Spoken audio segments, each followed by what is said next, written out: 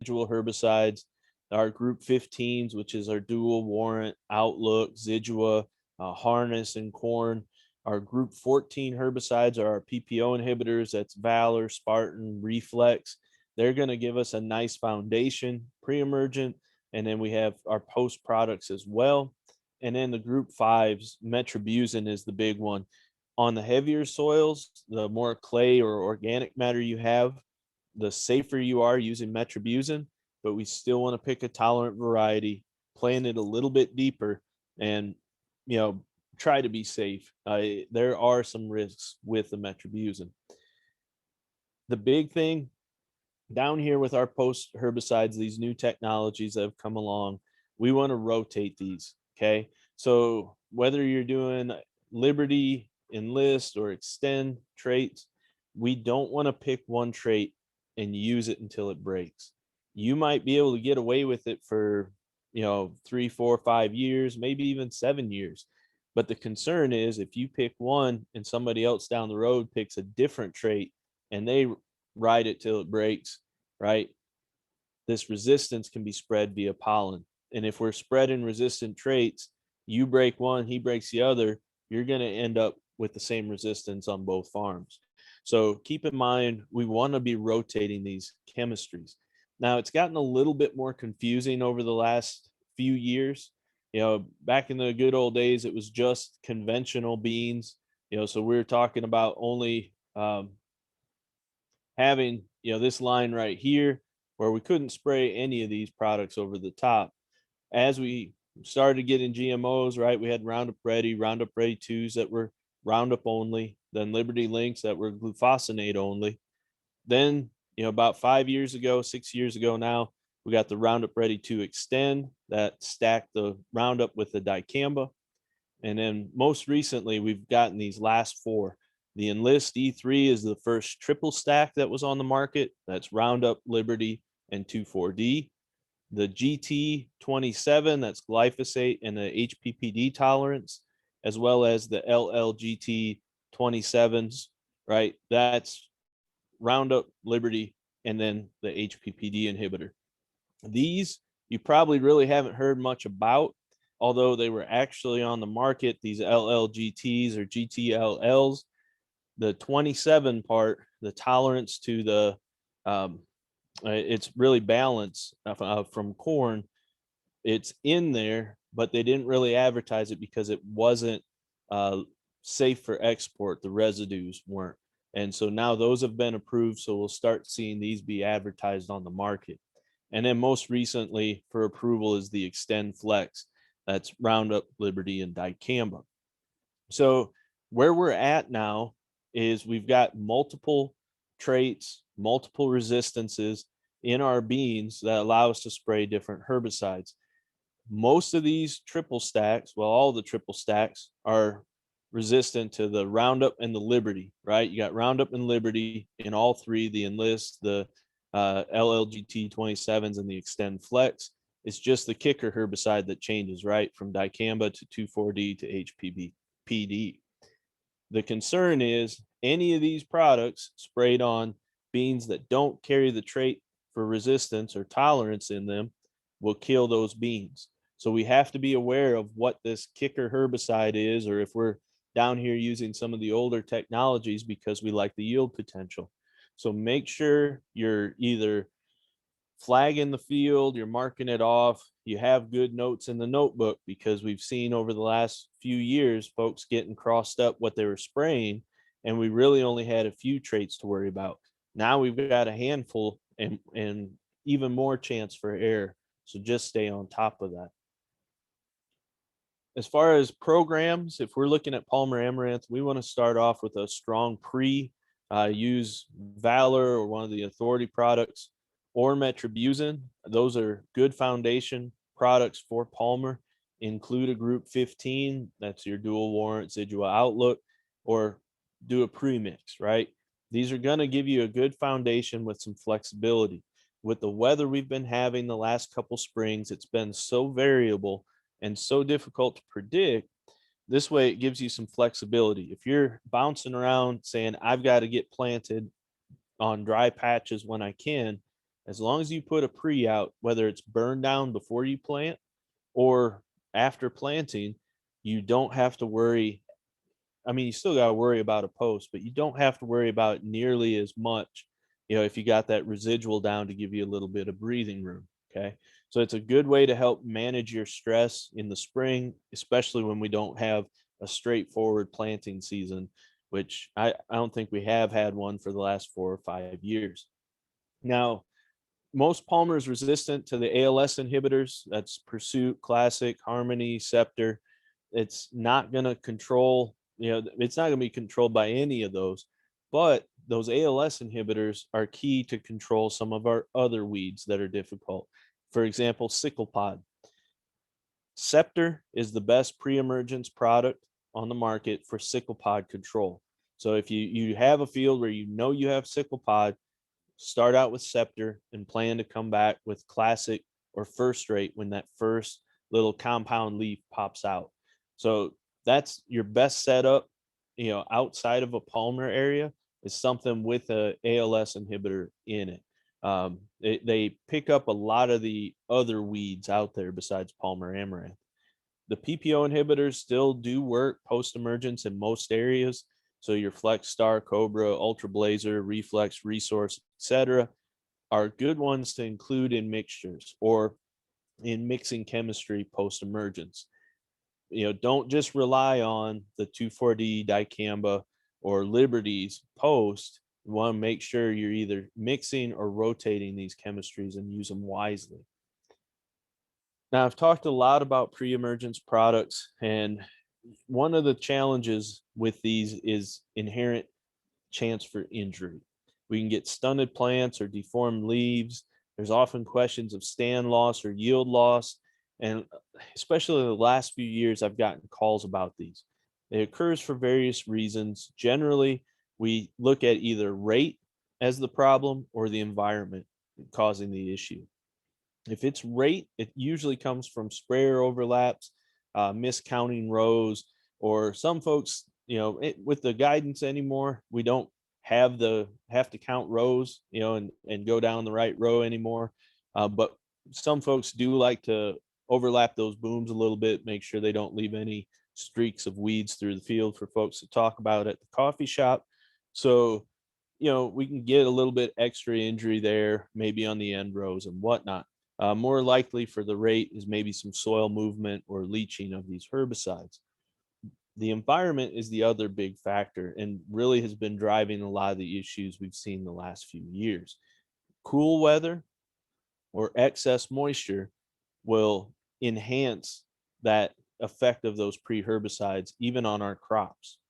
So before we had Roundup Ready, before we had all these GMOs, there might be a few of you in the audience that have actually remember those days. And when we planted soybeans and we sprayed with a herbicide, we knew we were going to get some sort of injury. There's going to be a plant response. For example, here's Classic. You got puckered leaves up here, a little bit of deformed leaves, some folding going on. This happened with almost every herbicide we sprayed. We saw some sort of soybean response. That's why Roundup Ready was so popular initially, right? You could spray and any time and not see those beans get hurt at all. It made you feel pretty good.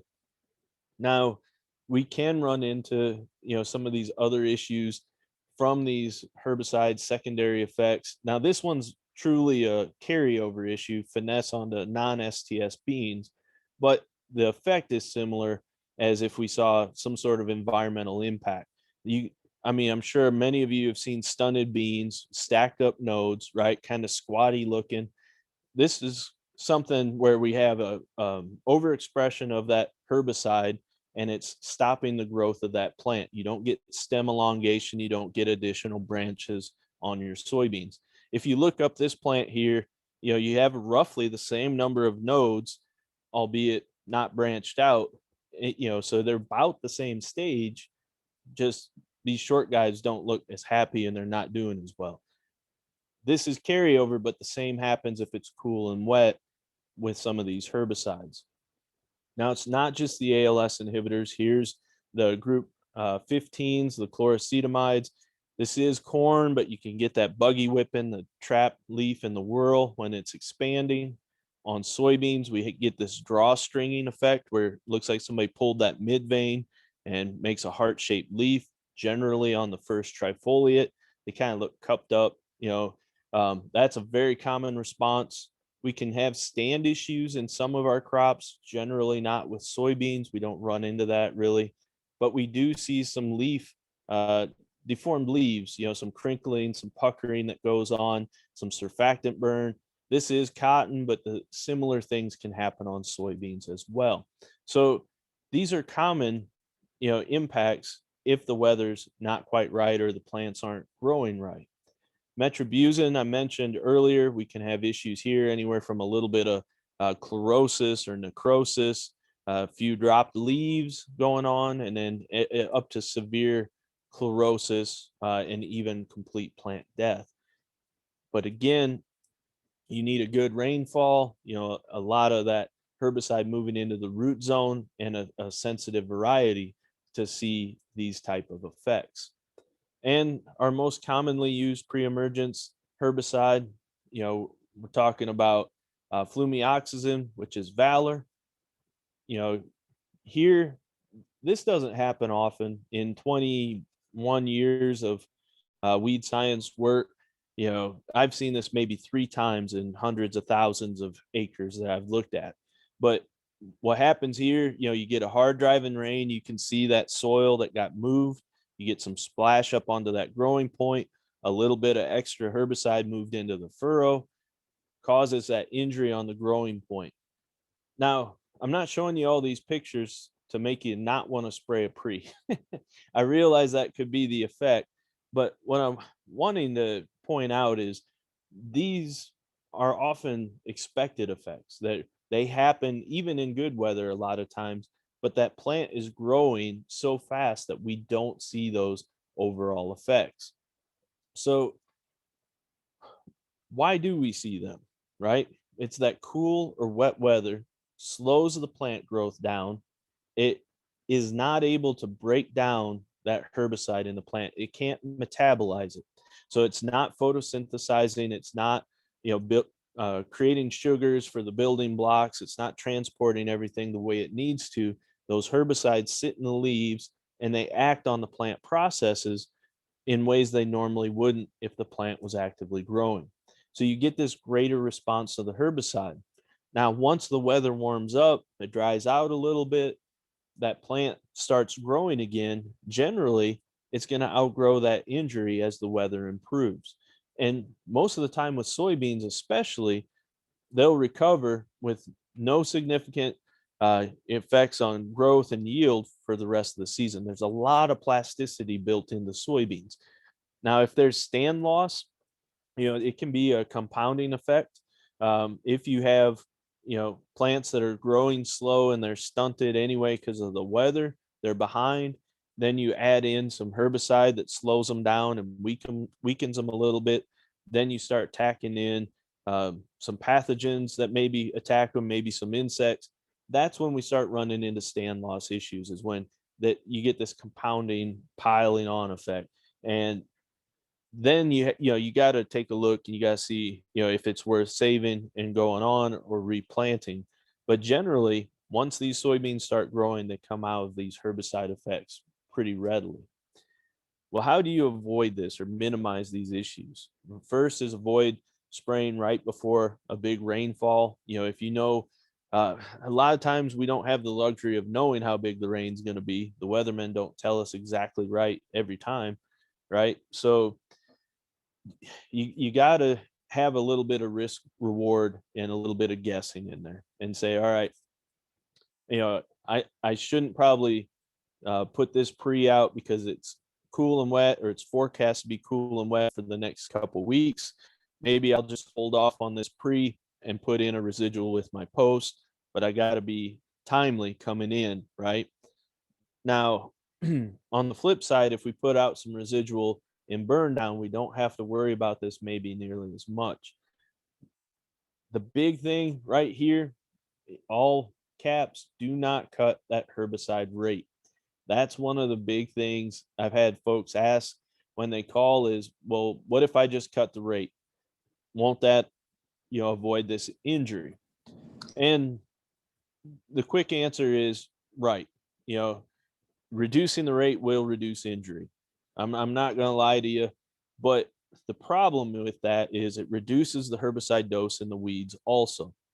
With that reduced dose, we increase the potential for them to survive and results in a creep towards resistant plants. We're using these residuals as, resistance management. And the last thing we need to do is cause a creep towards resistance by cutting the rate. We just need to pick and choose wisely when we're putting these herbicides out. There's one last little piece. I'm going to go through this a little bit quicker than I normally do. I think I got a few minutes yet, but we set up some work looking at the effect of drought stress or moisture stress on competition between soybeans and weeds.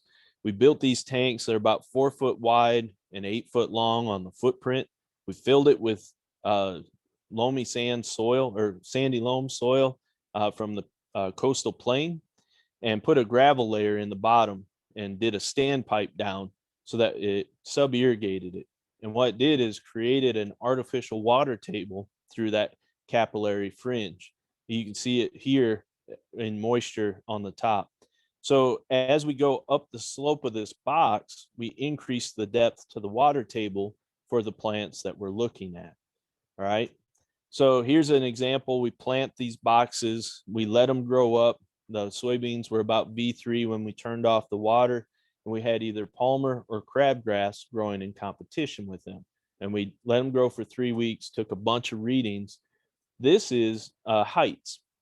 Okay, so the open circles are the palmer or are the soybean, sorry, growing alone.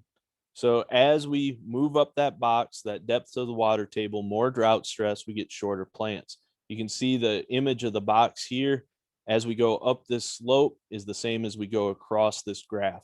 So as we go more moisture stress deeper to the water table, those soybean plants were shorter. Higher up on that box, more moisture stress, where it was in competition with the large crabgrass, these dark circles, we saw a significant height reduction. So in competition, under moisture stress, the soybeans were affected. No big surprise. But the big surprise was how we had taller soybean plants wherever it was growing in competition with Palmer amaranth. It followed the same trend, shorter plants as we were under more moisture stress, but they were always taller or bigger than the soybeans grown alone. When we looked at the pictures throughout the study, it's because these Palmer took off. They're so competitive, they grew so fast, the soybeans were trying to keep up. You can see some of the trifoliates mixed in here underneath the Palmer amaranth. Basically, they were trying to compete with the Palmer. They just couldn't grow fast enough. In fact, biomass was another thing we measured. Soybeans grown alone, as you would expect, had the greatest biomass. Next, where they were grown with Palmer amaranth. We actually thought we'd have greater biomass reduction where they were competing with the Palmer, but we think because those plants grew taller, it gave them a little bit more biomass in the end. But the greatest biomass reduction was where the soybeans were growing in competition with large crabgrass. So that large crabgrass, that's one crabgrass to one soybean in 3 weeks' time, significantly reduced that biomass of the soybean.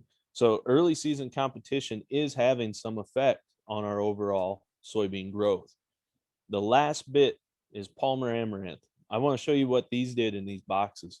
All right, this was 3 weeks' time. I mean, we let them grow for a few weeks before we turned off the water. Once we turned off the water, they took off. These got over 6 foot tall. The roots look more like carrots than weed roots, right? And you look at this, that right there is the light for the greenhouse. They overtook the lights in there. They grew so much. The only thing that was significantly affected by the moisture gradient for the Palmer amaranth was root length. Heights, leaf number, biomass, nothing was different. The only thing that happened is the roots got longer as the distance to that water table increased. that palmer realized that, hey, I need to grow and find moisture, and it sent deeper roots where it needed to. In fact, not only that, it also sensed where it was growing in competition. The palmer alone had shorter roots than where it was growing in competition with either soybean or crabgrass.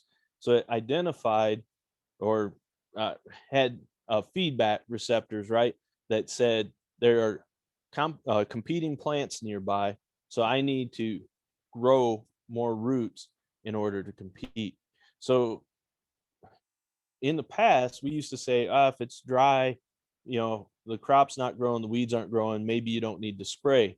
Well, you look at this where there's moisture, the roots don't grow much. We might not see much top growth, but man, those roots are putting on a lot of growth below ground, and it's going to make them more competitive when there is moisture. So we probably do need to be spraying earlier to try to keep those weeds from getting a competitive advantage and knocking our crop back. Use our full rates, be timely, and get those weeds before they get too big and are hard to control or impact our soybeans. So with that, I think I got through in about my 20 minutes. Any questions? Any questions for Wes? Either unmute yourself or put them in the chat.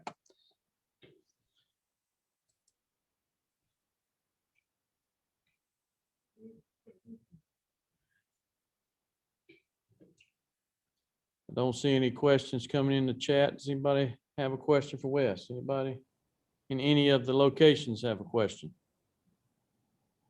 If not, I'll hang out on here until the end. Okay. So I'm happy right. to answer them whenever. All right. Thank you all. Thank you. All right. Next, we have Dr. Rachel Vann, Soybean Extension Specialist.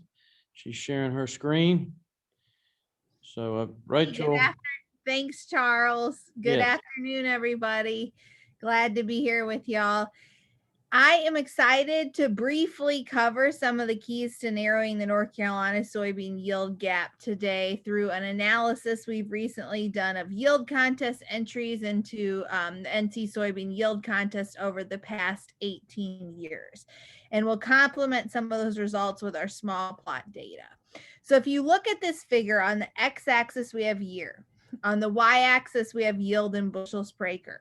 The orange line is average North Carolina soybean yield, which sits around 35 bushels per acre. The green line is average U.S. soybean yield. And the blue line is the average yield in our North Carolina soybean yield contest annually. So let's focus on this large gap between what we attain on average in our fields across North Carolina and what we can achieve in our best fields where optimum management is used. How can we narrow that yield gap? One way we hope to help you narrow that yield gap through our research and extension programs at NC State is by providing production recommendations that will help you optimize soybean production. So in 2020, we had research locations across the state. We covered a variety of different topics. And there's a lot of benefit to that small plot research. It allows for controlled variability. It also allows for the evaluation of many different treatments. There's also value to producer-derived data. It can help us capture data quickly, that's simple, and it can help us both support and identify important differences from our small plot research. So this yield contest analysis that we did was based on producer-derived data.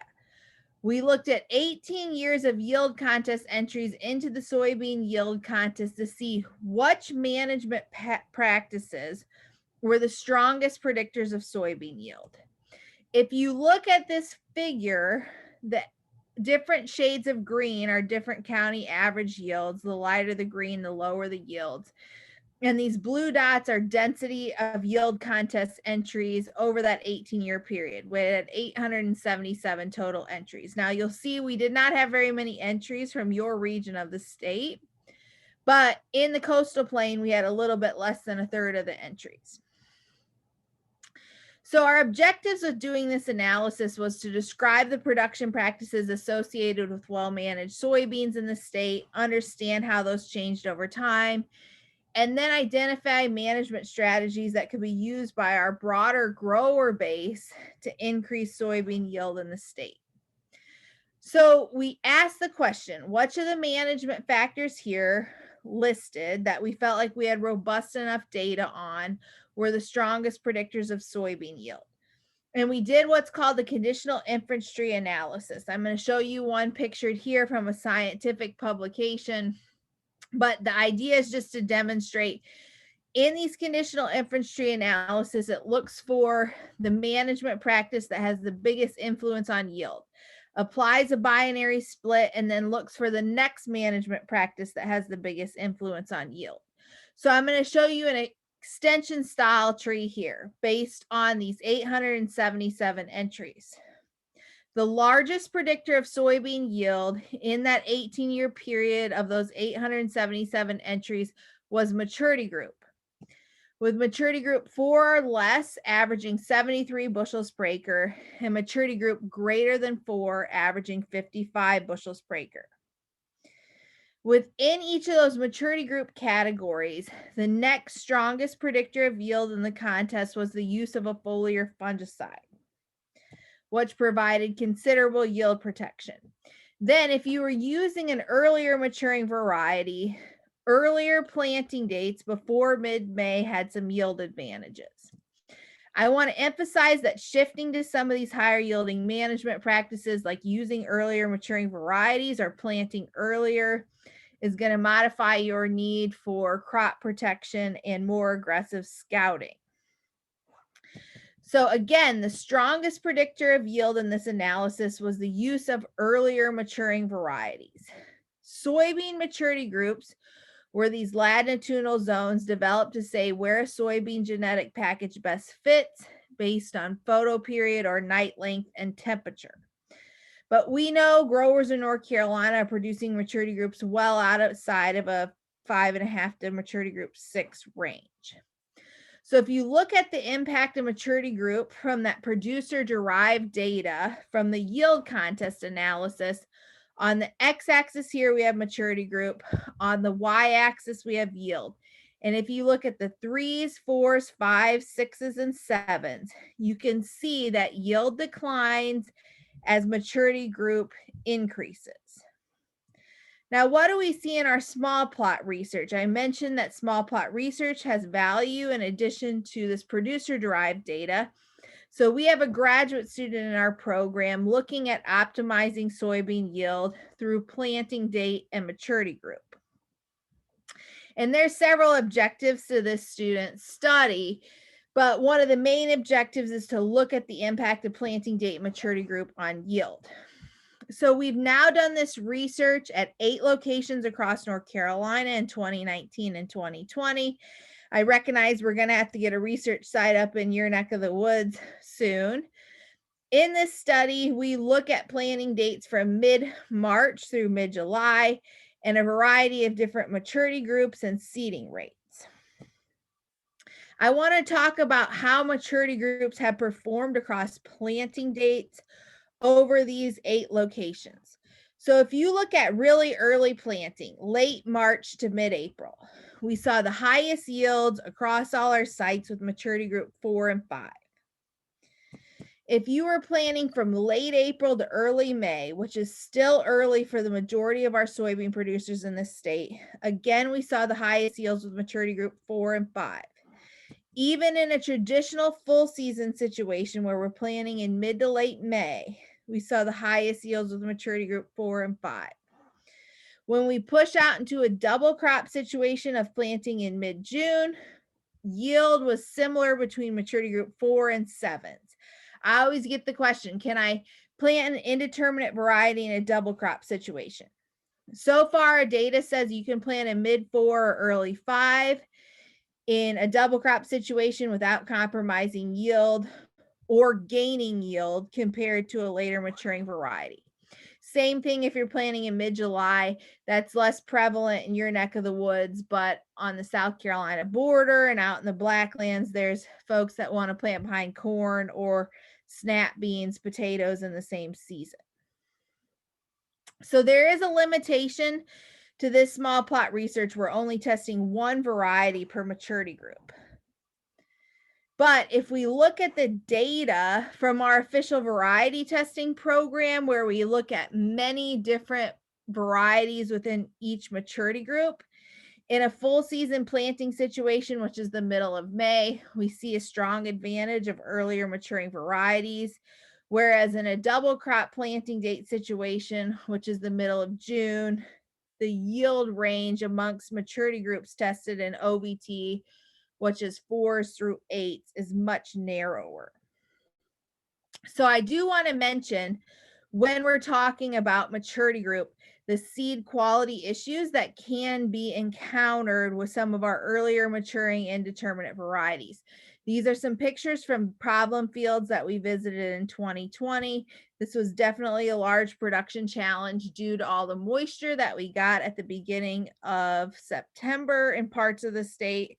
And we are cognizant that the earlier maturing varieties are coming into physiological maturity when it's hot, and we often get a lot of rainfall early in September that can lead to some of these issues. And so to prevent things like Phomopsis seed decay, purple seed stain, some of these other problems, you have to be committed to timely harvest. And even if you are, you can still encounter some of these challenges due to the overarching weather. So the largest predictor of soybean yield in our producer drive data and that yield contest analysis was maturity group, with maturity groups 4 and 5 providing yield advantages in a full season planting situation. What's the optimal maturity group for your farm? It's going to depend on your rotational complexity and your ability to harvest soybeans in September or October. But from what we've seen with full season planting dates, there is a yield benefit to earlier maturing varieties. So if we look at the yield contest analysis, the second strongest predictor of soybean yield, regardless of maturity group used, was the use of a foliar fungicide. And if you looked at the value of foliar fungicide over those 877 entries, some form of foliar fungicide use versus none provided a 5.5 bushel per acre yield protection. If you look at the most recent data about this out of the soybean extension program, there was a trial Dr. Dunphy managed from 2013 to 2018, which looked at the fungicides here on the x-axis. On the y-axis is yield protection from the non-treated control. And you can see these various products tended to protect soybean yield on average over those 19 environments by 1 to 3 bushels per acre. Typically, the yield protection was more pronounced for a double mode of action fungicide. And if you look at these individual environments that went into this figure, the protection from a foliar fungicide was much greater in our very high yield environments. In our low to moderate yielding environments, there was often no impact of a foliar fungicide on yield. So what does this mean? I think in high yielding situations, if you look at our producer derived data and what we've seen in our small plots, foliar diseases are often limiting soybean yield. This provides opportunities for enhanced management, but also hopefully incentivizes y'all to seek out varieties that have genetic resistance to some of our problematic foliar diseases like frog eye leaf spot, because genetic resistance, meaning the resistance is in the variety, is the most robust form of foliar disease management that we have. Finally, if you look back at this yield contest analysis, if you were planting an earlier maturing variety, the third strongest predictor of yield was the use of earlier planting dates. There was benefits to planting before the middle of May. Now, if you look at the NC Soybean Production Guide, Dr. Dunphy identified the optimum planting period in North Carolina as May 1 to June 10. But as we shift to using earlier maturing varieties and more aggressive management practices as a mechanism to increase yield, we need to redefine that optimum planting period. Dr. Dumpy would talk about, you've planted soybeans early enough if you've got them to lap the middles, got them to canopy closure, maximize photosynthesis, minimize sunlight access to weeds. But now there's a lot of combinations of maturity groups and planting dates where we can get our beans to lap the middle, especially if you're planting on a narrower row. So we need to look more closely into what planting dates really optimize yield. If you look across that yield contest analysis, there's this trend toward declining yields as planting date is delayed. And if you look at our small plot data, where we're looking at all those maturity groups across many planting dates, in 2019, when you look at all of our sites, we saw the highest soybean yields when beans were planted from late April to late May. We actually saw a disadvantage of planting really early in 2019 from late March to mid-April. And if you remember 2019, it turned hot and dry for several weeks in May. And some of those really earliest planted beans were already flowering under those unfavorable conditions. So I think that's one of the reasons we saw a yield drag from our earliest planted beans in 2019. In 2019, as you might expect, we saw yield declines when beans were planted into mid-June and then mid-July. At both of our sites where we got robust data in 2020, we saw our highest yields from our earliest planted beans, which were planted the first week of April. Yields were lower with the beans that were planted from late April to late May, and then again lower as planting date was delayed. If you look at this planting progress report from the USDA National Ag Statistics, the columns on the farthest right represent soybean planting progress across North Carolina by May 31st. And so our 5-year average for planting progress is typically about 50% of our beans are planted at the end of May. Our double crop acres of soybeans planted behind wheat have fluctuated over the past few years between 15 and 30%. Meaning that we have a lot of full season acres that are getting planted in June that could benefit from earlier planting dates. So to recap from this yield contest analysis, the 3 strongest predictors of soybean yield were maturity group, foliar fungicide use, and planting date. I think there's some practical limitations to some of these, what should be acknowledged for our broader grower base. First of all, with the earlier maturing varieties, which are associated with higher yield potential in a full season situation, you have to be committed to timely harvest in September or October. That may or may not be possible depending on your rotational complexity. I think they require modified and often more aggressive pest management strategies. And also these earlier maturing varieties are where we see the green stem issues, which can be very problematic for some of our growers. From a foliar fungicide use perspective, the challenges our small plot data clearly shows that the yield protection from a foliar fungicide is more likely in a high yield environment where you have disease pressure. Well, when you have to make a fungicide application between R1 and let's say R4 in early reproductive development, it can be difficult to predict your yield environment. Also, just like with our herbicides, we have to be conscientious from a resistance management standpoint. We don't want to overuse one fungicide mode of action. And finally, from a planting date perspective, rotational complexity comes into play again. Maybe you don't have time to prioritize soybean planting in late April or the beginning of May. And then, of course, the earlier you plant your beans, the earlier you're going to need to harvest them to protect seed quality. So some conclusions here are this yield contest data set is based on well above average soybean yields in North Carolina. But our small plot data captures a range of yield environments.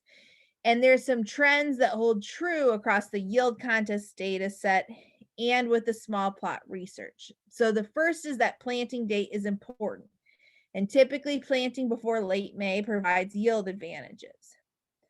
Planting earlier maturing varieties can lead to higher yields, but they have to be managed appropriately. And we recommend that our growers diversify risk by planting a range of maturity groups. You wouldn't have wanted to be a grower in the coastal plain in 2020 with all your varieties planted into early maturity groups because of the seed quality issues we had. And finally, foliar fungicides can protect yield in high yield environments, but also host resistance or variety selection should be used as our most robust mechanism of defense against foliar disease. So I want to highlight, and I'll put this in the chat, the soybean extension team hosted a webinar on Monday where we invited our colleagues in from the Mid-South who have been working with growers in Louisiana, Mississippi, and Arkansas that shifted from later to earlier maturing varieties many years ago. And we wanted to learn some lessons from what they've had to learn over the years about producing these earlier maturing varieties in our environment. And so some of the topics covered included desiccant use, insect management, disease management. We talked about a tool called Soy Stage, which I didn't feature today in the interest of time, but that can be used to predict soybean reproductive development stages based on emergence date and maturity group. So that can help you predict beginning flowering or physiological maturity. So this webinar covered a diversity of topics. And since we talked about the strongest predictors of yield being using earlier maturing varieties today, I encourage you to check out this recording of the webinar. So I usually have like 45 minutes to give this presentation, and I cut out a lot of slides, and I think I actually came in short on time. So I would love to take any questions from folks that they have about this presentation or maybe some material we weren't able to cover. All right, Rachel, thank you. Yeah, you did cover a lot in a short period. So any I know questions? I thought I had a clip, but maybe not quite as fast as I ended up going. Any questions? Feel free to type in the chat or unmute yourself or any of the locations. While questions might come in, I want to add, this year we were fortunate to have a winner in the state soybean yield contest. Ted Mitchell won the Northern Piedmont area. So he had a yield of 60.8 with a 5.8 maturity group. So I believe it was a Norfolk King variety. So anyone is interested in submitting in the next year, please let us know. We'll be glad to go out and measure for you. I'm sure I speak for all the agents in the other respective counties. Any questions at this time for Dr. Vann?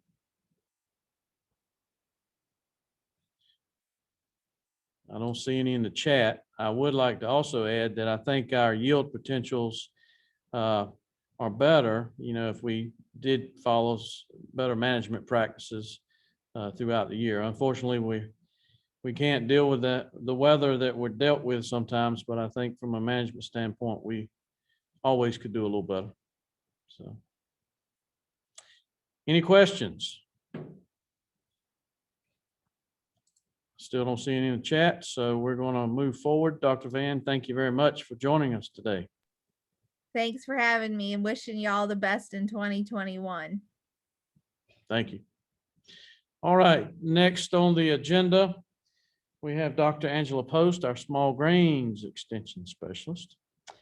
She's going to be talking about wheat today, and I'm assuming she's going to be talking about fertility and what we're going to do since all this rainfall is on the way. As I'm talking, it sounds like it's raining pretty hard outside right now. So, see Dr. Post is sharing her screen.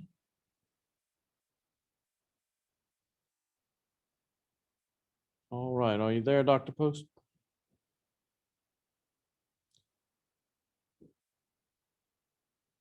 See your screen, but Okay, can you hear me? We got you. Perfect. Okay.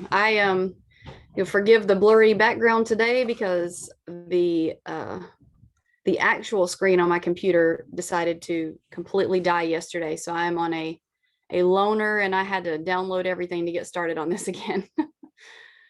So you're looking at a blurry version of my wallpaper behind me there. And yes, I will be discussing all this wet weather, unfortunately, that we are continuing to have through this lovely winter that we are calling the start of 2021. Starting out here with Lenore weather, and this is the closest OVT location to you that has maybe similar soil characteristics. And they received about 18 inches of rain, and that does not include the rain from this past week. And it does not include the rain that we're having now, which is looking like it's going to be another 4 inches or so over the next 10 days.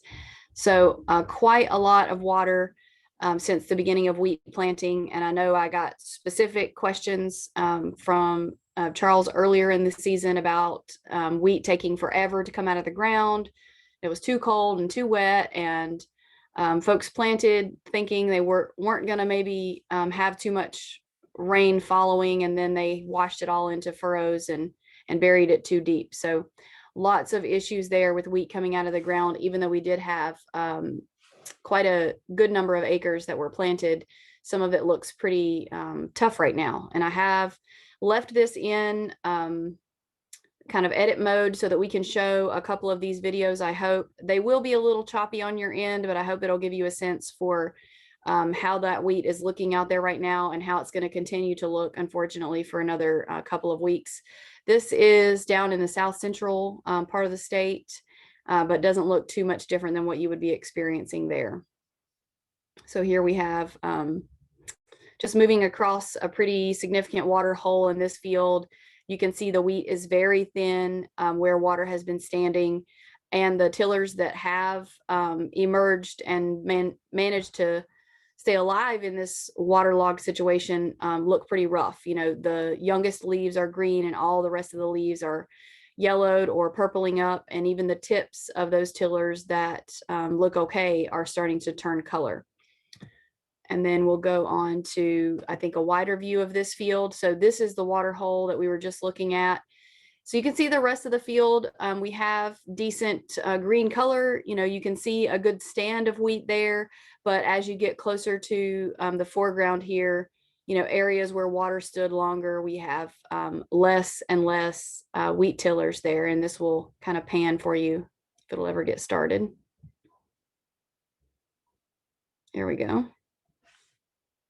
So you probably all have some fields nearby that are looking like this. And not to be the bearer of bad news, but I just want everybody in the state, as I go around and give these production talks for wheat, to understand that this is widespread. This is not like my wheat looks crappy and nobody else's does, or there's some really great wheat out there.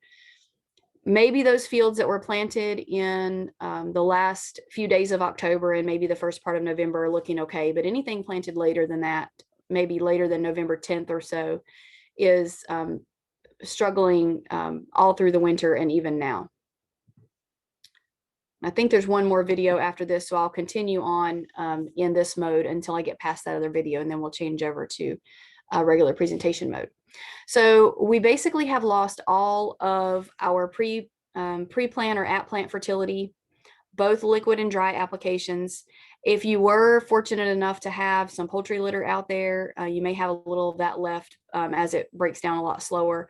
But my recommendation over the last couple of weeks has been to get on your fields as soon as you can and apply at this point probably at least a 40 pounds per acre application, and up to 50% of your planned top dress if you're going to be splitting.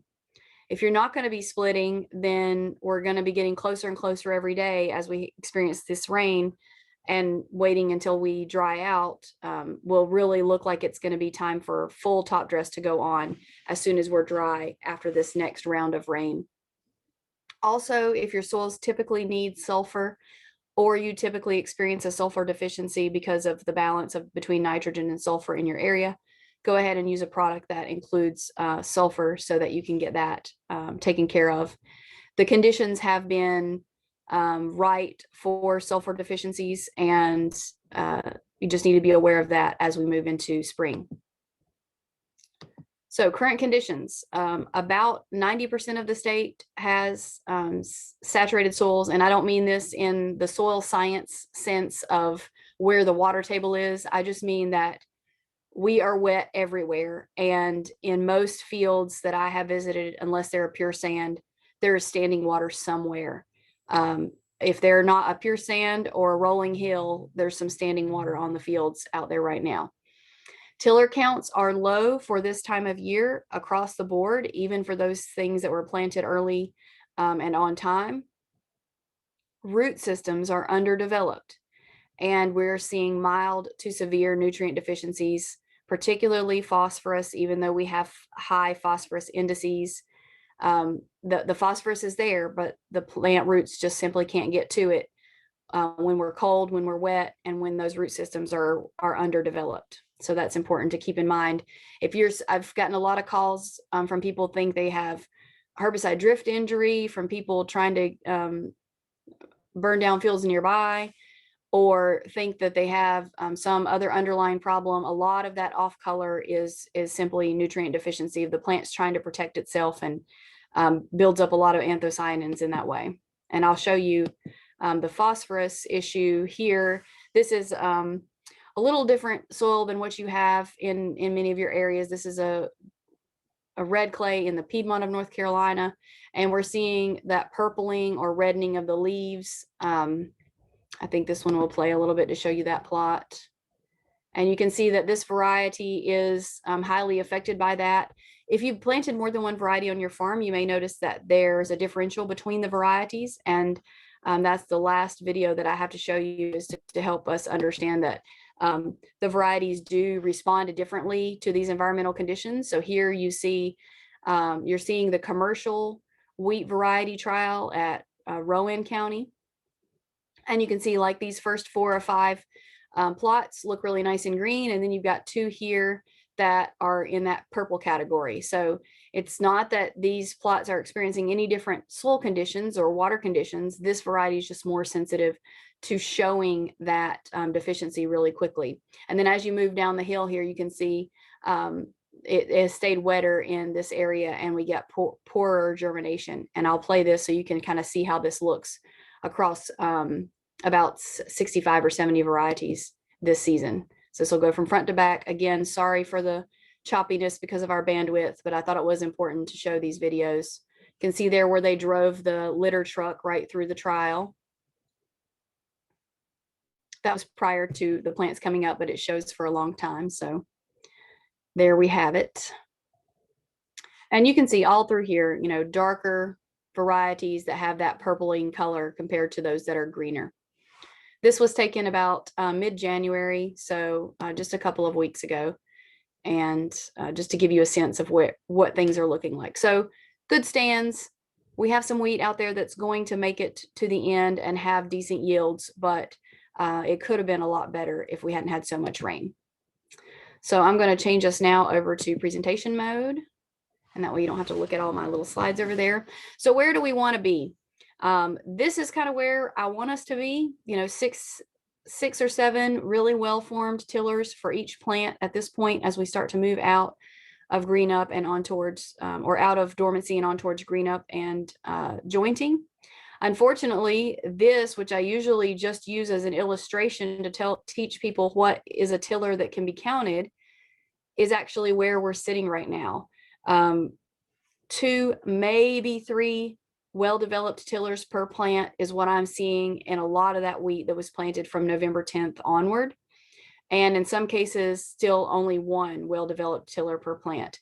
And that is pretty tough to look at. It's pretty tough to think about, because it means that we're going to have to build a lot of spring tillers that will be contributing to our yield. And we all know that our bigger yields come from those fall tillers. So if you're out there counting, I've received the question already 3 times this week, what counts if I'm counting tillers to make a decision? And basically you have to have a stem with 3 leaves that are fully expanded. If your 3rd leaf is not quite expanded, you're not going to count that. So here you got one that's just now starting to emerge. It only has its 1st leaf coming out. Here you have one that has 3 that we count. So I guess the question of the day is, when do I say no more? When do I just throw in the towel and not do anything else? And I'm starting here, and we'll move up through what to do as you have more and more tillers per square foot. So my recommendation for any farm that I go out to, I'm going to go out and assess the wheat, look at it, count it in several areas, and see if it looks better in others than other areas than the one I'm in. If you are at less than 30 tillers per square foot, this is the timing of the year where you might consider to go into full season soybean or another summer crop that fits your rotation. It's not my job necessarily to want you to be in another crop or to recommend you abandon your wheat, because I really want to see a good wheat crop out there, but also don't want to give a farmer, false hope for what is available out there to make money.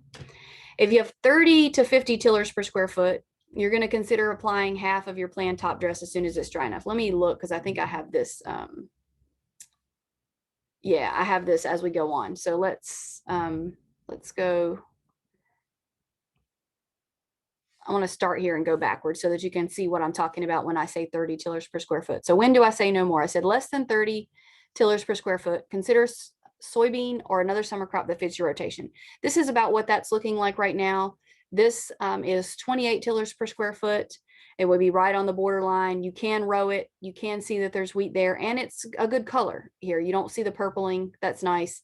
But if you look closely in there, you can see there's no tillering at all. These plants, most of these plants wouldn't even be countable right now. In this particular case, you can see they're cotyledon or just starting to form their 3rd leaf, and so we can't count a lot of them. In a few weeks, we may be able to, but that's going to be up to you whether it's enough to break even for you. Now, going up to the 30 to 50 tillers per square foot category, this is where many of you would be sitting right now. I counted a lot of fields last week and the week before that were sitting right in this space. So canopy's not closed. Maybe there's some spotty areas between the plants. And when you count these, you find 30 to 50 per square foot. In that case, I'm telling you exactly what I already said at the beginning of the presentation. Consider applying up to half of your planned top dress as soon as it's dry enough. If we have to wait 10 to 14 days before it's dry enough, then you're probably going to be looking at applying all of your top dress rather than waiting for a split. All right. Then moving up from there, 50 to 70 tillers per square foot. This is where we want to be this time of year. So in this case, I would say, if you're going to split, get a shot out there, 30 to 40 pounds, as soon as it's dry enough, and to use a liquid source in this particular case, so that you have nitrogen readily available to those plants as quickly as possible. Or, urea would be suitable because it will be available in those moist soils very quickly also. This that you're looking at is at 65 tillers per square foot. We're not closed row yet, and there may be a spot here and there where there's still a space in the canopy, but overall looking pretty good. And I would say less than half of the wheat in the state is probably at this spot, even though this is where we'd like to see it right now. And then if you go to greater than 70 tillers per square foot, you need to keep those tillers fed. Probably the only people in the state who are in this boat are ones that planted in that last week of October. There are some areas that I counted that are over 80, sometimes even over 100 tillers per square foot, which is a little much for this time of year. If you want to keep those tillers healthy and keep them from scavenging nutrients from themselves to build new tillers, then you're going to want to keep them fed so that they don't abort some of those oldest tillers in favor of making new young ones, which they will do. I think I have the nitrogen application here now. I didn't skip anything on you. I was just going backwards for a few slides so that we were in order of the tillers. We show this every season when to make that application. We're right here at the moment, and we're getting ready to see that huge increase in nitrogen uptake by the wheat plants. So we're lucky in that we have remained cold temperatures during some of this wet. So it hasn't really prompted the wheat to like go on and try to grow when there's no nutrient available. So hopefully you'll be able to get out there and get that nutrient on as we move into this period towards jointing, where all of the nitrogen is being taken up. Remember that once we pass that jointing stage, so we're over here at 35 to 40, we've taken up 75% of the nitrogen that the plant is going to use to make grain. And you only have a little bit left there as far as uptake goes. So you don't want to be over in this space applying your nitrogen. You want to be applying it over in this part of the curve, which is right near jointing, so that the plants can take that up. Our growing points are still below the soil surface. So I'm illustrating that here with a colleague's image, and you can see a cartoon of it also. As these start approaching the soil surface in the next 3 weeks, you will start to see some hollow stem behind that. So you can see it illustrated in the image as that white space there. It'll be right behind this little green triangle. And once that green triangle makes it above the soil surface, when you split those stems, that's what we consider to be jointed, or at the first joint. So that's a good way to assess. If you have some wheat that's starting to stand up on you, and I have seen a few varieties that are starting to stand up, you can split those stems in half and take a look and see where you are jointing wise. Even if it started to stand up, if that joint is still below ground, so let's say it's right in here and your soil surface is still above it, you're safe to drive on that. You're not going to lose any in the drive path. It may lay it down a little bit, but you won't lose any yield until after that joint is above the soil surface. And then here's a closer up picture to give you an idea of what that looks like. So the little green triangle is your developing wheat head. Here's your first node or joint, and then there's that hollow stem behind it. So as soon as this piece comes above the soil surface, then you need to be more concerned about tracking your wheat and to make sure that you have all of your nitrogen on the crop at that point. So let's see where I am on time. Just a couple more minutes. So I want to cover I'm not going to cover a lot on weed control. And if Wes is here, is Wes speaking about weed control, Charles, or is he talking about beans? He's already talked. He talked first. He talked more about beans. Okay, that's what I thought. So I didn't know if he was still on or not. So I'll just leave these here. I know most of the time he ends up talking about beans or corn and doesn't get to the wheat ones. So post-emergent weed control options. Right now, I am much more concerned about getting nitrogen out there than I am about weed control, unless you're just wrapped up. So keep that in mind and make your choices based on that also. So for example, this first one I have listed, Osprey, we use this one when we want to control Italian ryegrass post-emergence and also annual bluegrass post-emergence. But this is the one that you need to be concerned about for having a separation between your nitrogen application and your herbicide application.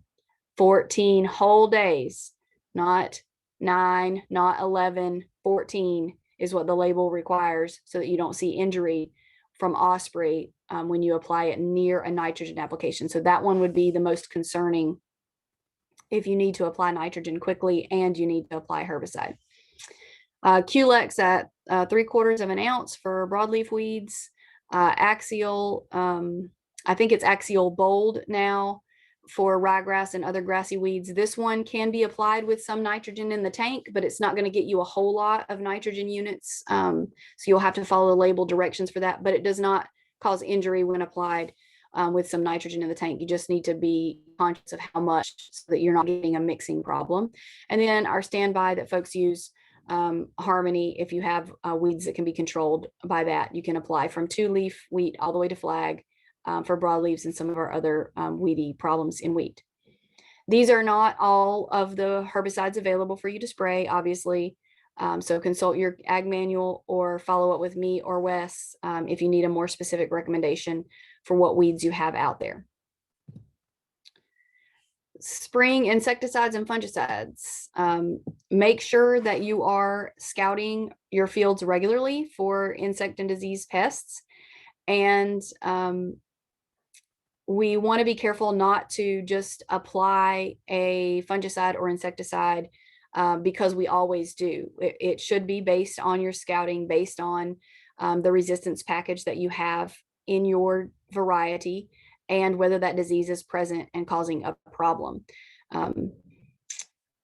You know, especially for the insecticides, we see folks putting it in the tank kind of regardless over in that spring application. And so just please be good stewards of these chemistries that we have available so that we can have them available for a long time. I don't have insecticide recommendations here. Obviously, you can contact Dr. Huseth or Dr. Dominic Reisig in the Department of Plant Pathology and Entomology to get recommendations there. But I did put the fungicide efficacy table here because we tend to need that fungicide before we need that insecticide, depending on the year.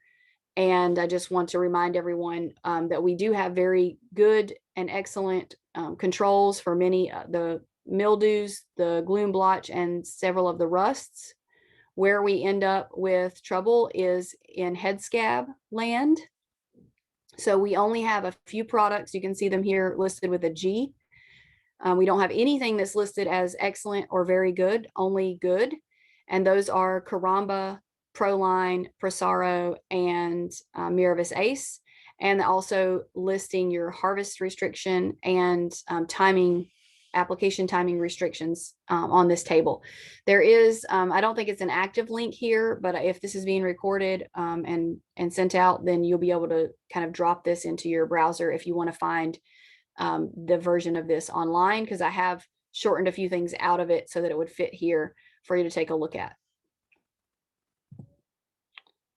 So I have called out each one of those products individually because head scab is the one where we don't have a lot of choices, and we will more frequently need to be making that call right as we move into flowering. The rates are listed for each one of these, so they're different for each product, and remembering that the product needs to be applied at flowering and when there's a moderate to severe risk of head scab in order to suppress it. So here is an image. Try to use my cursor to show over it. This is an image of what the plants should be looking like when you're making that application. And you should also be thinking about, do I have rain in the forecast nearby when I'm in this flowering stage? And do I have a stubble that could be causing me added problems like corn stubble? So that's the main one we want to be worried about. If there's corn stubble in the field, you're following your corn with wheat, or your neighbors have corn stubble in a nearby field, you could be receiving inoculum from those areas. And this is what those plants will look like if they become infected, and you'll start to see that as they dry down. Then don't forget about the scab risk management tool, which allows us to have a 48-hour forecast for basically the moderate to or severe risk. Moderate would be in yellow, and severe would be in red. So if you're in any of the yellow and red, you can see it kind of follows the coastline, and sometimes we get some show up over in here. When your wheat is flowering, then you will want to make an application. But keep in mind that this is an average across wide landscape. So if you have a pop-up shower that's predicted for, the days during flowering, you'll want to make that fungicide application if you're in a high risk category and you have a susceptible variety. That link is here. Also, you can click on it from here or plop it into your browser and bookmark it so that you can go back to that tool and put in that you have soft red winter wheat and what dates you're thinking you're going to be flowering as we get closer to that flowering period.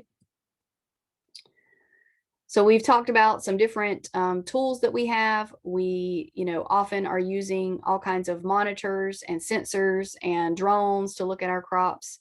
But, nothing really has eliminated the need for a good pair of boots, particularly in this wet weather, and the keen eyeballs that we put in the fields and on the ground to see what's going on in that crop.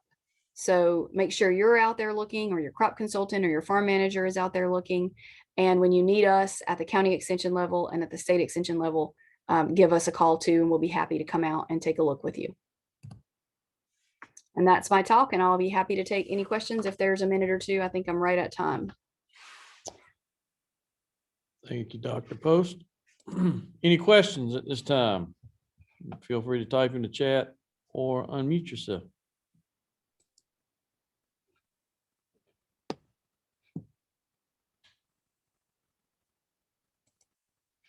Not hearing or seeing any questions. Any questions at the other locations? Gary, you're very quiet today. I do have a question. Oh, I knew you would. Well, we have a lot of late planted wheat. I'm assuming, Charles, you do too, and everybody in We do. our region. I appreciate what Angela said about, make an assessment if the tillers aren't out there. Plant corn or beans, move forward, because if they're not there, you're not going to have a crop.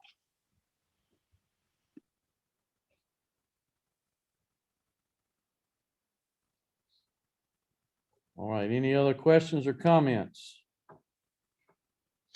Angela, I'd like maybe for you to make a comment. I think in one of the trainings we were in, you talked about higher end rates than most people generally apply if they want the yields. Can you speak to that briefly? Yes, so we certainly don't want to be applying more than our crop needs.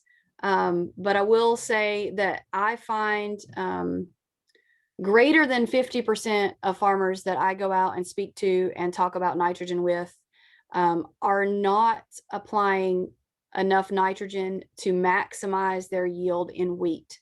Sometimes that's because of fear of laying it down, which is a perfectly suitable fear. You may lay it down. My personal opinion is if you're not laying down a little bit of it in the overlaps or on the edges, you're probably not maximizing your yield because you want that grain to be heavy. We are making applications in all agronomic tests that are not nitrogen related. If it's just a best management practice test where I'm testing fungicide or maybe herbicide or population or something like that, we're using 150 pounds of nitrogen per acre, no matter where we are in the state for wheat. That's probably higher than I would say most of your growers are using. And there are situations where we do lay some of it down. And that gives us the opportunity to take a lodging rating. But I would say in, 75 to 80% of those trials, we aren't laying that wheat down and we're hitting those top end yield potentials for wheat. But that's the reason why in some cases you're seeing better yields. Some of it is edge effect, but some of it is also the fact that we're using a higher nitrogen rate than many folks are in the state. The rule of thumb that is used across the U.S. For wheat is that you should be applying 2 pounds of nitrogen per bushel of wheat that you're trying to make. And we don't have residual nitrogen hanging around in our soils for the most part, unless you're in a heavy litter situation. Or if you're following soybean, you would have a little bit of nitrogen there also. If people are trying to make 80 bushel wheat, that's 160 pounds of nitrogen. My conservative target in North Carolina is 1.6 pounds. That's 1.6 pounds of nitrogen for every bushel you're trying to make. And that's a little more conservative than what the rule of thumb is, but it's still a higher rate than many folks are putting out. And I talk to growers and I say, well, what's your target, target yield? And they'll be like, I want to make 100 bushel. Well, you can't make 100 bushel if you're only applying 90 or 100 pounds of nitrogen. That can be your target, but it's going to be the once in a lifetime year that you're going to make 100 bushel with that kind of application. So make sure that your goals and your management strategies are matching one another, and we can help with that in tiller counting and in yield estimations as we get closer to grain fill. Thank you for sharing that. And to add to that, we need to have that tiller count to be able to make that yield also, so. All right, any other questions or comments for Dr. Post? Check the chat one more time. Do not see any in the chat. All right, thank you, Dr. Post, for that, sharing that information with us. All right, we'll move on to the next presenter. Is Dr. Theissen with us? Yes, I'm Hey. here. Good evening. You've right, got let the me- screen. Thank you. Let me go ahead and get this shared. Hopefully everyone's looking at the right thing. So I wanted to take the time this year to change our approach a little bit, instead of just talking about what we can do on a spray basis or whatnot, is really look at this as a whole farm management strategy and using integrated disease management practices, not just for beans, but including corn, and even thinking about wheat. Angela mentioned the tool from PSU, and I think that's a great place to get information so that we can make our fungicide applications count a little bit more. And I think about this because last year we had a few problems that came up late season that I think we may have seen coming a little bit sooner had we been out in the field and really boots to the ground and seeing what was going on all season long. And what this really means is using all of the tools that we have to detect these pathogens prior to getting to that economic threshold. And that may mean that you're using UAVs or spore traps or whatever technology that's available. But like Angela said, there's nothing that really replaces boots on the ground, and visual scouting is very important. So a lot of this is important for a number of reasons, but the biggest things that we can use it for, we can time and select those fungicides appropriately, and hopefully we can select varieties and rotations that are going to account for some of the pathogen problems that we have. So when I talk about scouting it, there's very few pathogens that we can see from the highway or from the matern row. I can only think of one in corn where, we have corn ear smut, and then that looks like a football when you're driving 60 miles an hour down the highway. But for most of our pathogens, we're going to have to get out in the field. We're going to have to get on the ground and look. And for doing this, we're going to have to strategically pick those locations and portions of the field that are representative of the disease pressure. So that may mean that we target low spots, places where there's going to be more disease present earlier, taking zigzag approach across the field or writing our name in a fun pattern. So all that is going to give us the greater chance of coming across disease as we enter a field. Because as we think about it, it comes in patches. It's never an entire field that's affected by disease. It comes in places here and there. And that's true of most of our biotic issues. So when I talk about getting up and close and personal with these problems, it's going to mean different things for different problems. So if we think about foliar diseases, we're going to have to inspect not only the upper portions of the canopy, we're going to have to get below where we really want to be and look at the bottom of the plant. So when we're thinking about soybeans, when we have lap middles, or when corn is taller than me and it's very humid in that canopy, we got to get all the way down to the bottom of the plant and look there, because that's where pathogens start first and then work their way up. When we think about those grain problems, we have to look inside at the seeds, we have to open up fruit, pull back the husk on a corn ear, really get a good look of those reproductive parts. And that could also mean looking at other parts that are important to that grain fill process. If we think about this last year with the grain quality issues we had, that really means getting out and looking at the grain as we're going throughout the season, not just when we notice a problem. There could also be some nematode problems or below ground issues. So if we think about nematodes, that's going to require us to take soil samples and inspect the roots, because those are also harder to see just from looking at the above ground plant parts, because they're happening underground and they may not be affecting the above ground portions. So there we go. When I'm talking about this, I'm thinking, right at the soil line, looking at the foliage, bend over and take a good look. Because that's where all those foliar pathogens start. I have an example of the seed quality issues we had this last year, where we even had fusarium come into these pods, which is very uncommon. And when I'm talking about looking at the roots, I mean really dig them up with a shovel versus pulling them out of the ground, because you could lose a lot of those lateral roots where we may have nematode pressures cause the roots to fall apart. So when we're using all of these scouting tools, we're asking you to estimate severity, because some of our strategies require, how bad is it? Is it bad enough to do a management of some kind, chemical management, or do we need to put a variety there next time? But human bias can really impact those severity ratings, and consistency is important for making these decisions, especially when we talk about communicating with extension or crop consultant, seed representatives. So one of the things that we've been working towards in the last several years is having this crop protection network severity assessment tool. It's basically calibrating your brain to estimate for severity, and it's pretty cool. I actually really like it, and have had my team work with it for the last couple of years. So this is just an example of what this looks like. So when we talk about coverage, we say how much of the area is affected in the field or on the leaf. And in corn, that can be important for making a fungicide decision, especially during those critical growth stages. So on the left is an example of 10% leaf area coverage.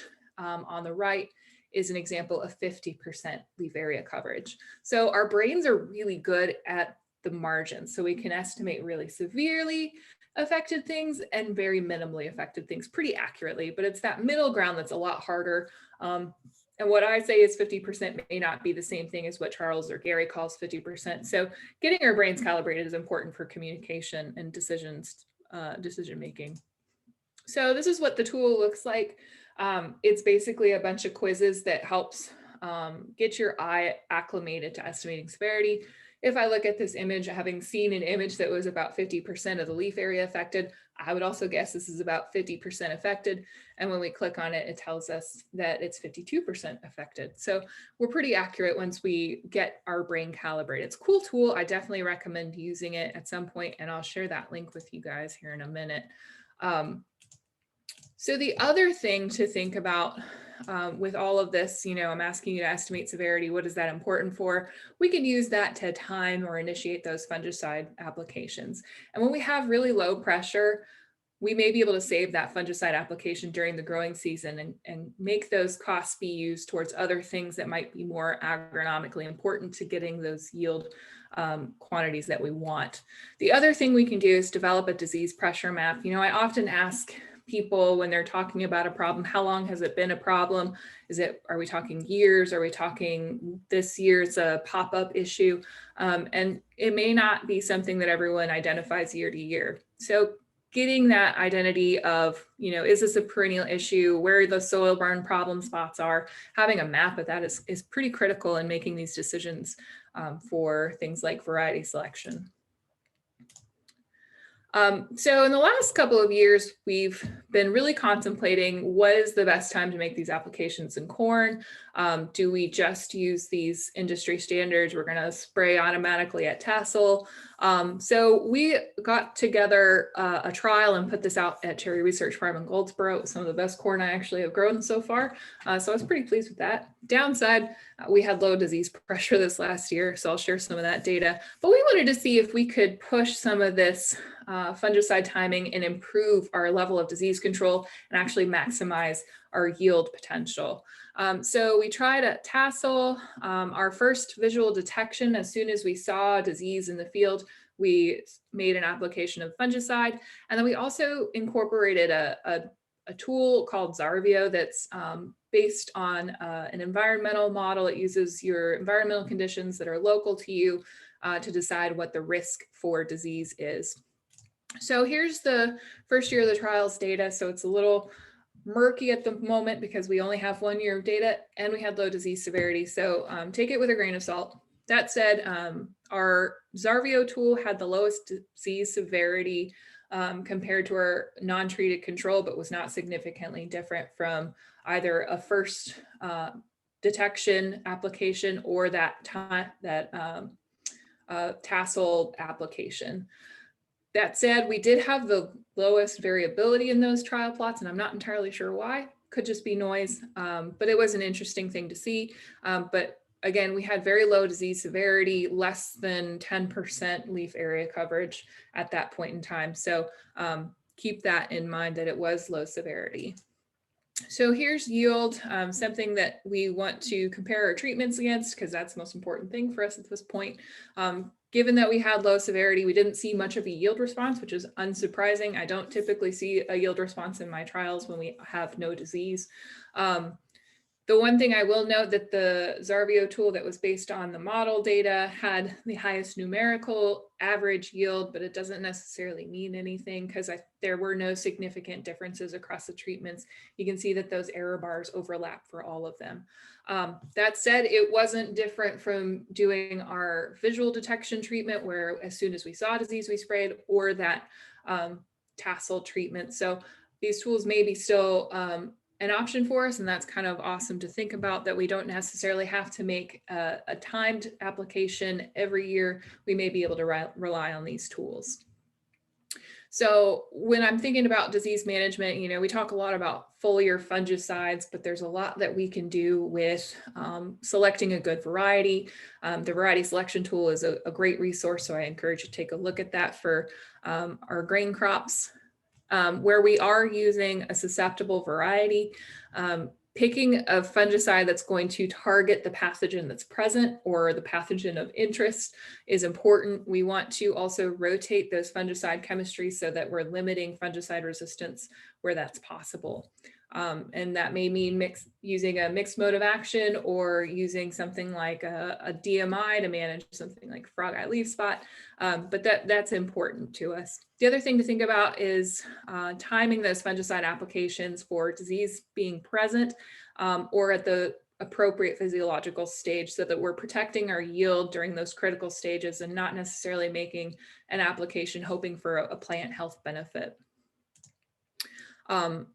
Whenever I'm thinking about variety selection, especially with our foliar diseases, you know, I want to know where those problems are. And if I can target them, sometimes we see in a few varieties, not all of the time, there may be a yield drag associated with a disease resistance trait.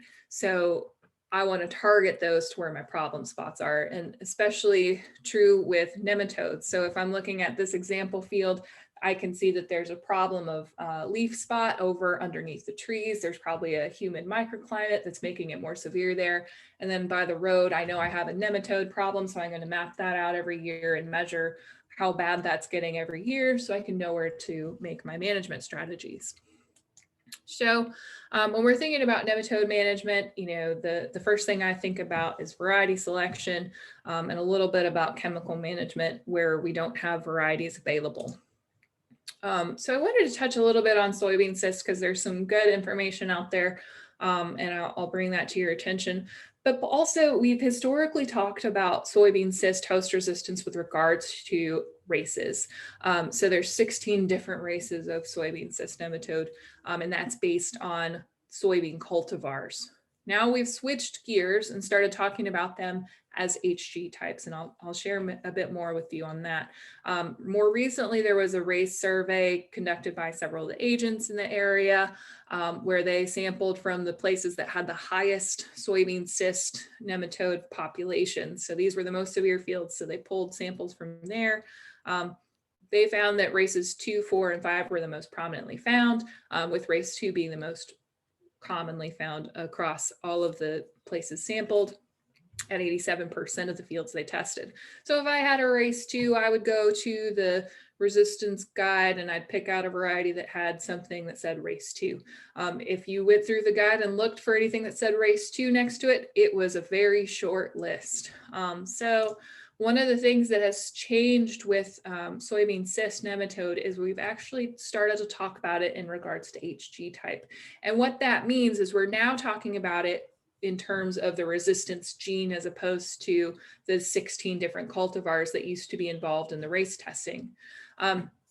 So there's 7 indicator lines that have the different backgrounds. The most common one in commercial soybeans is PI 88788. You'll hear a lot about that if you look at anything on soybean cyst. So for example, if we have HG type 1.2, it's got an elevated development on peaking and 88788. So there's some pros and some cons to this change in dynamic of how we're talking about soybean cyst. Gives us a more accurate account of those populations. It's not just based on a cultivar that may actually be the same as another cultivar, but just a different copy number of that gene trait. And there's actually probably some more resistance available than we originally thought. There's some downsides to that. There's some seed companies that may still put nematode resistant on a package. Which nematode is it resistant to? You know, that makes it very difficult to pick a variety. It's also a new system. So we're learning and it's unfamiliar. So it's going to take us a little bit to get fully on board with this system. So one of the things I requested from the Soybean Cyst Coalition was that we create a quick conversion guide because my brain still likes to function in soybean cyst races. I wanted to just kind of have a cheat sheet.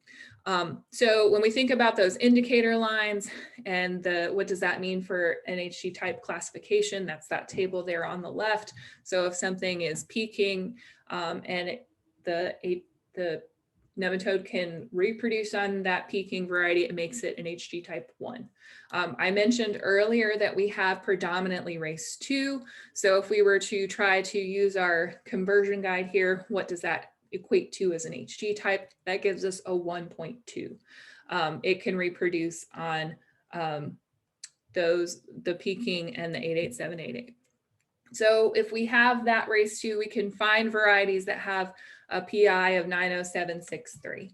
The downside to the cheat sheet is that it only talks about the first 3 indicator lines. We don't have in the old race system 4, 5, 6, or 7 indicator lines. So those last ones that are on the list on the left.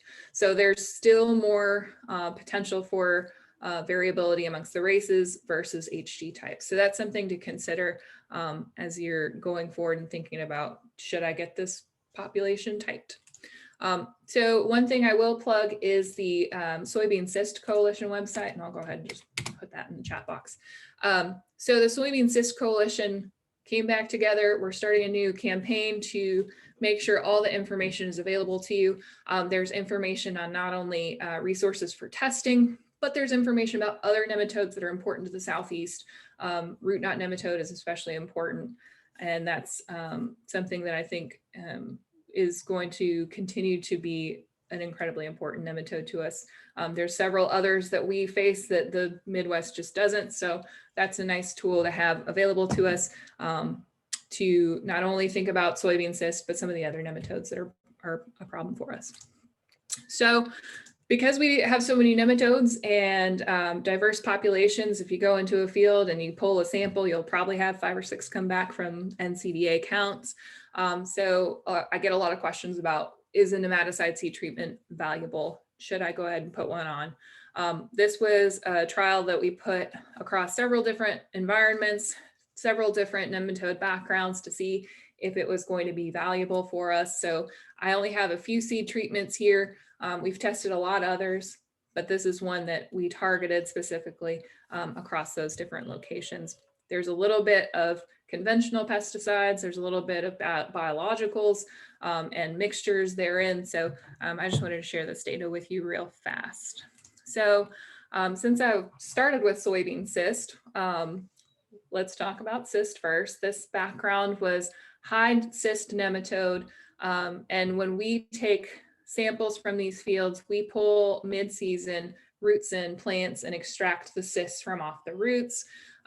So our do nothing treatment is that red line. So where we did nothing to the seed treatment, that's represented as 0, and everything else is a difference from that 0. So of all of our seed treatments, there was no significant difference from doing nothing whenever we had female cyst production.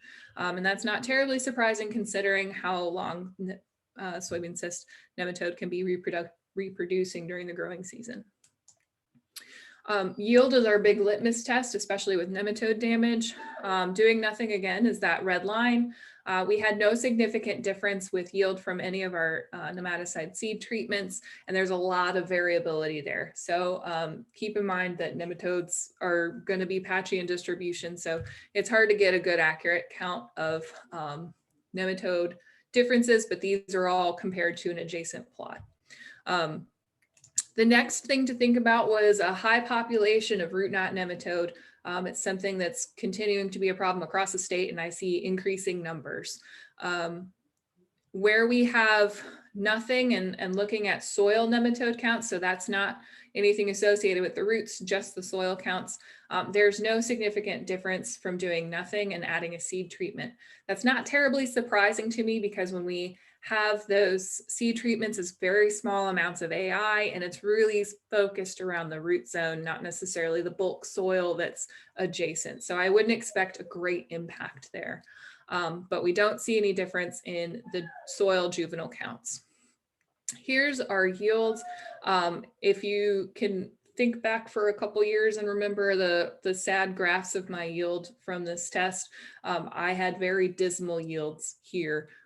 So compared to doing nothing, there was no difference, and that's not surprising. We had no impact on those soil counts, and root knot nematode reproduces very rapidly throughout the growing season. So all those juveniles we counted were just reinfecting the roots while that nematicide was gone. This last site I'll show you had a mixed population of lesion nematode and root knot nematode in Johnston County. Again, that red line is doing nothing. So no seed nematicide seed treatment associated.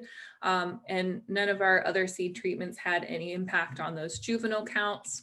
And again, with yield, no significant difference there across all of our seed treatments compared to doing nothing. So nematicide seed treatments. Of the things that we've tested so far, and this is beyond the ones I've just showed, none of the seed treatments we've tested have provided any significant suppression of nematodes or damages to the roots compared to doing nothing. And we have not seen a yield impact at any site across all the years we've done these tests.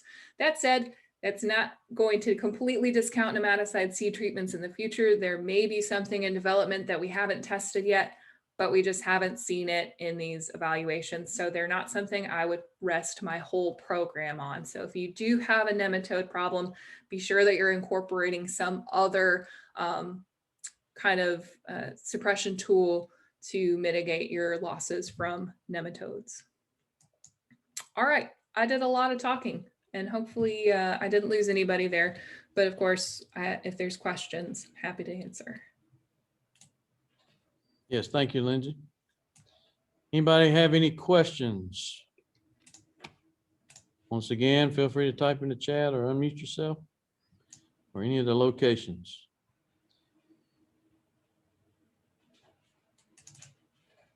I have a question, Lindsey. Sure. When it comes to, in soybeans, when it comes to Pythium and Rhizoctonia, what are your feelings on seed treatments in those situations? If you know you've had fields with bad history of it in the past.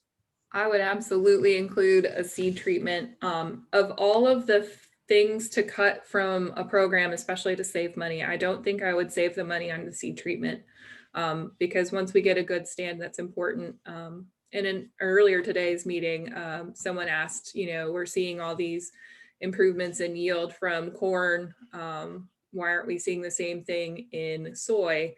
And one of the things that has come up is that even if a plant can survive an infection from Rhizoctonia and Pythium, there is a yield drag from having those infections, even though it doesn't kill the plant. So I would definitely invest in the seed treatment, especially in the last several years. We've seen the cool, wet conditions at planting. I would expect we're increasing those populations of pathogens. All right, thank you. Any other questions? Comments? Lindsey, this is Gary Cross. So what's your thoughts, especially on cyst nematode? If you've got, how do you manage when you got multiple races out there or on populations? You're going to have to plant some different varieties in different years. What's your thoughts on that? That is a great question. So if you're dealing with mixed populations, which I bet a lot of us are doing that, getting an idea of what those populations are, so getting your populations tested and typed It does cost money to do, but it is honestly well worth the investment. And then as we're selecting varieties, working with the seed dealers to identify what those backgrounds are and selecting a resistant variety, say in year one, rotating away from soybean, and then you can come back with a susceptible variety. So coming in and planning ahead of time for what your rotations will be, and then you can always come back to that susceptible variety that may have the better yield impact versus the resistant one. There's going to be more nematicides available to soybeans in the future. They're talking about taking Vellum 500, making that available in soybeans without the insecticide because they didn't get to register it before the EPA told them they could not have any more neonicotinoids labeled. So they're trying to make that available as well. And we see some good impacts there from using flopyrim in furrow versus as a seed treatment. So there's certainly some things that we can do there. I've heard some folks wanting to use cover crops, especially in trying to have things be organic. And there's some data about cover crop usage for nematodes, but Rachel's got a new student coming in soon, I hope, to kind of get at some of those questions of whether a cover crop is going to be valuable for nematode management.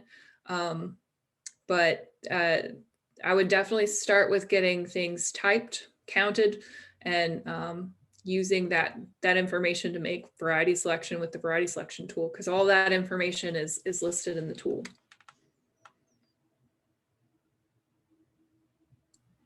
All right.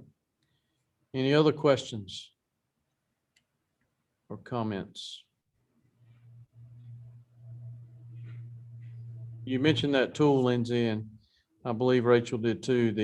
That tool is a good tool. We encourage everybody to use it. If you haven't attended any of the trainings on that tool, I think there might still be some offered. I know the recordings out there, and each agent is familiar with the tool. So if your growers have questions, feel free to reach out to your agent. Any other questions? Anything in the chat? Well, Lindsey, before we leave you, correct me if I'm wrong, but I think you're getting ready to move on to another job. So we appreciate the time you've spent with us and all the information you've shared with us over the years you've been here. So thank you very much and wish you the best of luck. I think you're going to work with USDA and APHIS, if I'm not mistaken. That's correct. So still local, just different entity. All right. Well, I'm sure we'll be seeing you and hearing from you. Thanks. Thank you. All right. Any other questions from the locations or the agents? All right. I'd like to thank all the specialists for joining us tonight and sharing the information in a quick manner. Y'all shared a lot of information quickly, but we appreciate it. And it was all important information that we needed to hear. At this time, I would ask the Zoom participants to please open your chat box again, type your name and your license number. If you did it at the beginning, do it again here at the end so we can confirm that you will get credit for this meeting. Again, you get 1 hour of either NO or D or X. We'll stay on for about 5 minutes to give you an opportunity to do that. Any comments from other agents or any information that needs to be shared? Maybe next meeting or next pesticide trainings or something like that. All right. I see Paul has left the room, it looks like, for a minute. So I'll do my best in sharing those dates. The next pesticide or 2-hour V training will be February 17th at 9 a.m. Then there's another V training for 2 hours of credit on March 10th at 9 a.m. And we also have the auxin training that will be at 10 o'clock on February 24th. And then we have the fumigant training that will be at 11:30 on February 24th. So I think that's the meetings that we have coming up. Any of the other agents have anything to add to that?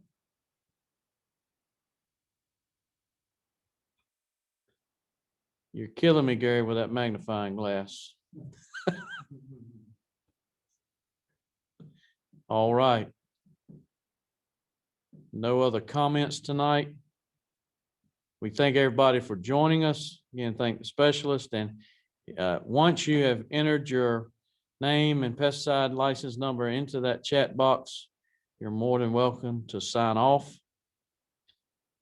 If you have any questions after this meeting, feel free to call the agent in your respective county.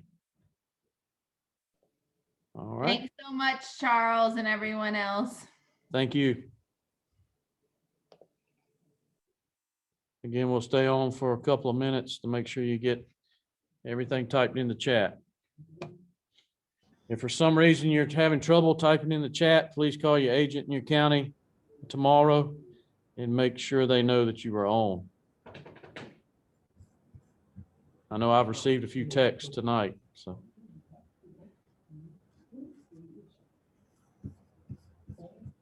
All right. Charles, I have 3X glasses on and I need 9X.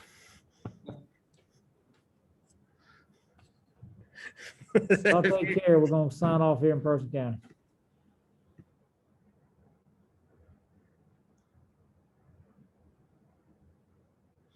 Good meeting, Charles, Paul, Matt.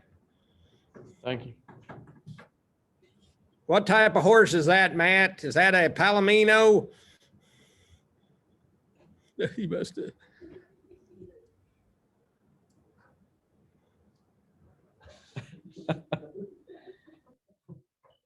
I'm gonna try to take these names down right quick, gentlemen. I'm gonna save the chat too in a minute before I log off, but Charles, I've got 3 here in Vance. I'll send those to you in an email.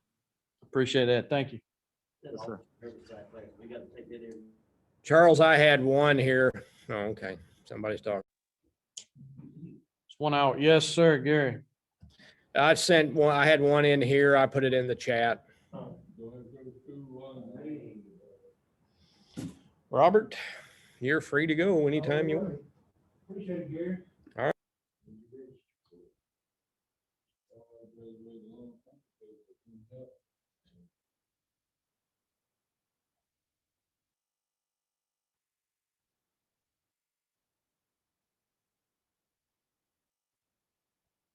I think we had about 50 in attendance tonight.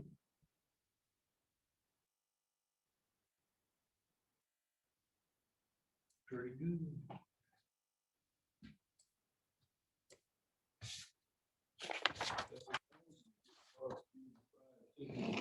Yeah. Johnny's is still open. I had it for lunch. Do what? We're going over there anyway, charge the extension service. Yeah, you do that. Charles, I'm signing off. All right, you have a good evening. Hey, you too. Thank you, sir.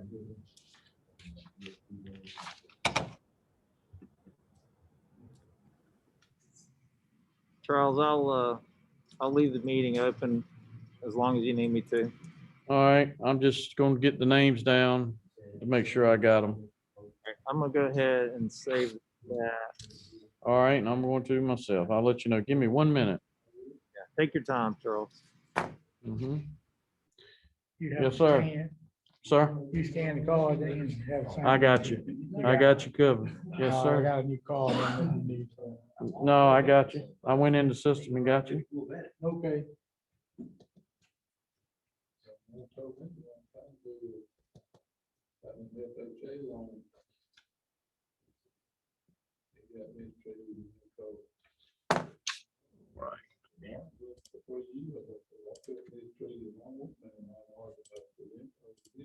All right, Paul, I got the chat saved.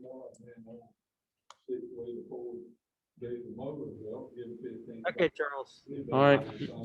You have a good evening.